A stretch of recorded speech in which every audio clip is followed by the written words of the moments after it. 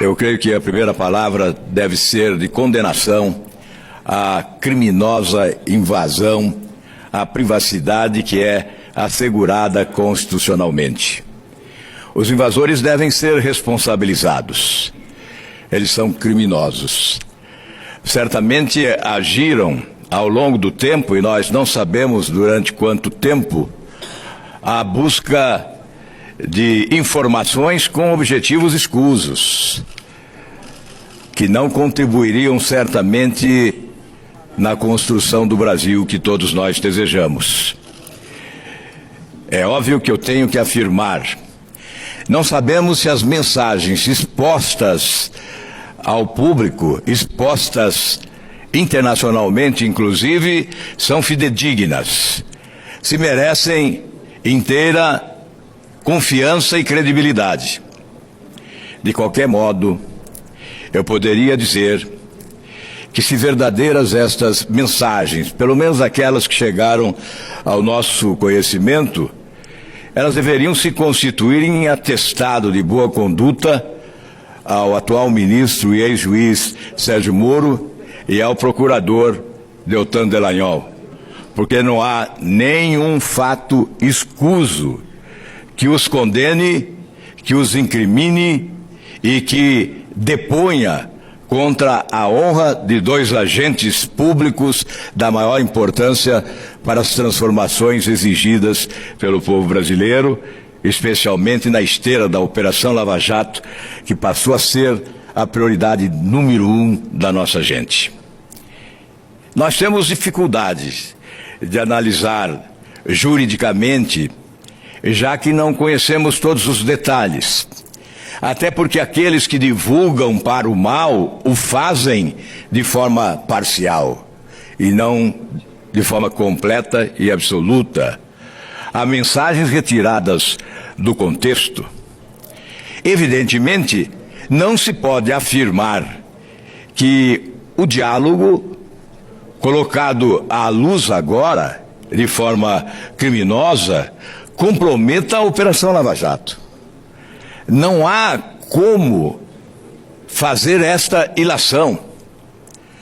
Não há também como afirmar que o diálogo criminosamente exposto venha a contaminar as robustas provas que sinalizaram a existência de uma organização criminosa que assaltou o Brasil nos últimos anos, com consequências irreparáveis. Não há comprometimento de qualquer prova. Aliás, o elenco de provas que foram substanciais para o julgamento em primeira instância e em segunda instância, colocando na prisão centenas de corruptos que participaram de um esquema complexo e sofisticado de corrupção no Brasil nos últimos anos, que alcançaram a administração pública de forma geral, em especial a Petrobras. Como deveriam agir o juiz e o procurador? Preocupados em combater a corrupção, em investigar e responsabilizar aqueles que dilapidaram o patrimônio nacional. Eles não estavam investigando e julgando crimes com penas leves, criminosos comuns, aqueles que assaltam na esquina ou que roubam o boteco no bairro. Eles estavam investigando para julgar criminosos, grandes criminosos, barões da corrupção, ladrões do dinheiro público, assaltantes do Brasil, que são ladrões e assassinos, porque roubaram tanto que levaram à morte brasileiros nos hospitais sem recursos e nas ruas engolidos pela violência, na ausência de uma segurança pública condizente com as exigências do nosso país. Eles estavam investigando e julgando aqueles que dilapidaram o patrimônio nacional, que desarrumaram as finanças públicas do país e nos levaram a uma situação de angústia e de temor em relação ao futuro que se aproxima, em razão de um déficit público assustador e de uma dívida pública fantasmagórica que cresce de forma incontida e avassaladora. Eles são responsáveis. Eles criaram empresas de fachada, eles praticaram o crime de evasão de divisas, de lavagem de dinheiro, transferiram recursos para o exterior por intermédio do BNDES, para obras em países ditatoriais e corruptos, com a criação de empresas laranjas para o desvio de recursos na forma de propina a agentes públicos e privados, comprometendo tratados que foram celebrados pelo nosso país com o compromisso de combater a corrupção internacional. Estavam combatendo uma organização criminosa, o crime organizado. Estavam combatendo, eu repito, barões da corrupção e não relés corruptos, assaltantes pequenos. Havia necessidade dessa interação. Nós sabemos, Marcos Rogério, e você sabe, que a Constituição impõe que juízes e Ministério Público não devem se misturar. Mas a Lei de Combate ao Crime Organizado estabelece estreita interação entre juízes, Ministério Público e polícia, no âmbito dos avanços da nossa legislação, que a partir de 2013 especialmente, passou a introduzir novas técnicas, modernas técnicas de investigação, contribuindo para um combate mais eficaz à corrupção. Como, por exemplo, o Instituto da Delação Premiada, das operações controladas, dos agentes infiltrados. E é exatamente no contexto destas inovações e destes avanços que se exige uma interação entre juízes, promotores, procuradores e policiais. Quando se idealiza uma operação controlada, por exemplo, como não admitir o contato informal para se estabelecer a estratégia, para se buscar a melhor forma de alcançar os objetivos daquela investigação? Não vejo, portanto, anormalidade grave naquilo que se divulgou. É possível admitir que houve desvio ético? Talvez. Deslize, descuido, em conversas informais entre amigos. Porque Sérgio Moro e Deltan Dallagnol vivem há bastante tempo na mesma cidade. E, obviamente, não se conhecem apenas a partir da Operação Lava Jato. Se conhecem há mais tempo, se comunicam há mais tempo. O que é grave, eu repito, é essa invasão criminosa da privacidade das pessoas. Não creio que seja possível, mesmo que desejem os arautos da criminalidade, mesmo que desejem a anulação de provas para libertar ladrões que foram colocados atrás das grades. Não creio que essa hipótese possa ser aventada, porque as provas são incontestáveis, irrefutáveis. Elas foram analisadas por mais de dois tribunais, primeira instância e segunda instância, foram analisadas no STJ, foram analisadas no Supremo Tribunal Federal. São provas já consagradas pelos tribunais de primeira instância, de segunda instância e superiores. Não há como contestar. Nesse diálogo, não encontrei nenhum motivo para se duvidar da lisura dos procedimentos e da imparcialidade da ação desenvolvida tanto pelo Ministério Público quanto pela Justiça. Não há razão para essa dúvida.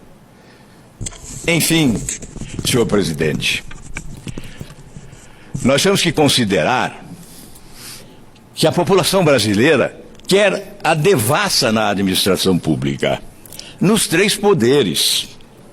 É por esta razão que apoia intransigentemente a CPI Lava Toga. E a Operação Lava Jato se constitui a esperança do nosso povo de que é possível, sim, consagrarmos uma nova justiça nesse país e caminharmos para a construção de uma grande nação. Portanto, aqueles que se sentem alcançados pela justiça, que não conseguiram preservar esse guarda-chuva da impunidade a protegê-los, e aqueles que se constituem coadjuvantes dos criminosos, não podem, de forma alguma, imaginar que destruirão a Operação Lava Jato. Ela não será destruída, ela não será contida, ela não será comprometida, porque ela é esperança do povo brasileiro. Eu concedo ao senador Cajuru com prazer a parte que solicita. O prazer é meu, senador Álvaro, todos os dias. Fico preocupado, ouvi suas palavras, não todas, e ouvi as palavras do senador Marcos Rogério, todas porque estava aqui. Eu saí e dei 3 entrevistas ali agora para redes de televisão do país. As 3 vieram com a pergunta, o capitão Stevenson chegou a vir uma delas ali, cabal para mim. Cajuru, mas você não entende que é o fim da Operação Lava Jato? Que ela está desmoralizada por causa dessas mensagens? Pelo amor de Deus, né? Então eu acompanho a sua linha de raciocínio, acompanho a mesa do senador Marcos Rogério, apenas falo aquilo que o senhor usou, e a palavra ética. Eu acho que nesse caminho, né, porque ética para mim é uma só, e sei que para o senhor também é, ética não tem ambiguidade. Então nessa questão ética, vale a pena um esclarecimento maior, vale a pena uma discussão, vale. Agora, você querer desmoralizar um trabalho feito com credibilidade, com responsabilidade, que você pode até discutir o seguinte: não, faltaram tubarões, não prenderam fulano, não prenderam Beltrano, não foram atrás de outros ex-presidentes, isso é outra coisa. Agora você querer, por causa de um hacker, por causa de trechos de mensagens, desmoralizar um trabalho de pessoas sérias, de pessoas comprometidas, aí é muita irresponsabilidade, e aí vamos partir para o revanchismo partidário, que eu espero que isso não aconteça. Acompanho integralmente suas palavras e sei que ninguém aqui tem mais experiência do que o senhor paranaense para falar destes homens respeitados da justiça, por também conhecê-los lá mais de perto do que nós. Parabéns. Muito obrigado, senador Cajuru. A Excelência sempre demonstra um espírito de justiça, procura ser imparcial na análise que faz. Isso significa respeitar o povo brasileiro. Eu não posso deixar de ver nesta operação criminosa o desejo de confundir a opinião pública brasileira. O desejo de... Aliás, isso fica claro, não é? Quando opinam e não apenas informam. Opinam. Não fosse isso, o PT ganharia a eleição? Mas como? Não permitiram que Lula disputasse a eleição? Se disputasse, o PT ganharia a eleição? Quem pode afirmar se 59% dos brasileiros desejava a prisão de Lula? Era o que as pesquisas indicavam à época. Esta é uma afirmação desonesta. Não houve este objetivo.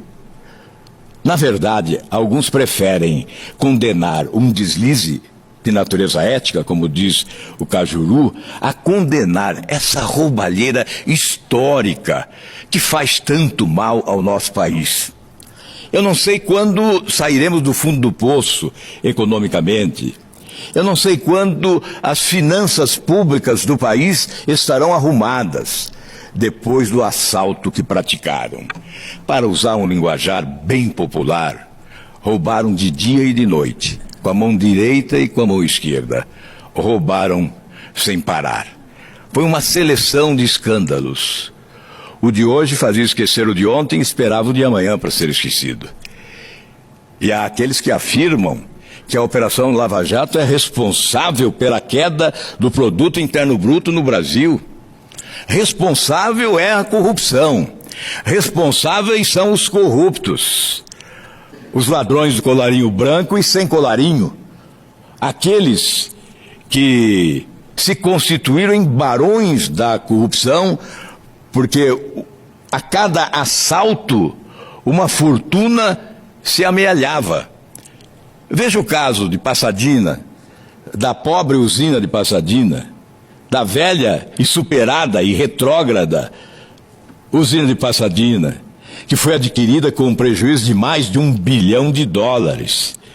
E esses recursos desviados foram para onde? Desta forma, não há como compactuar com aqueles que imaginam subestimar a nossa inteligência e justificar atos criminosos com o crime da invasão, que tem que ser condenada, bisbilhotando a intimidade de pessoas que informalmente dialogam. Nada havia de oficial nesses diálogos. Opiniões, sugestões não se constituem crime, não desfazem provas, não eliminam decisões judiciais competentes. Não se desonra pessoas honradas porque cumprem o seu dever contrariando interesses escusos. Querem desonrar pessoas honradas. Essa é uma estratégia da marginalia, desqualificar quem denuncia e quem julga para absolver criminosos. Nós não podemos admitir isso. Muito obrigado, presidente.